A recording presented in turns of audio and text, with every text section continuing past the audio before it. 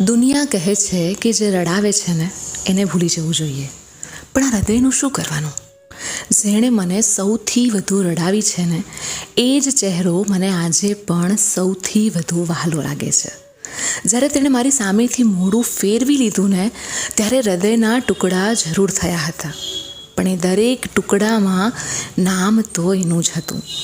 નફરત કરવા માટે જે કડવાશ જોઈએ ને તે મારામાં ક્યારેય જન્મી જ નહીં, કારણ કે તેની સાથે વિતાવેલી દરેક ક્ષણ મારા માટે એક મૂડી સમાન છે.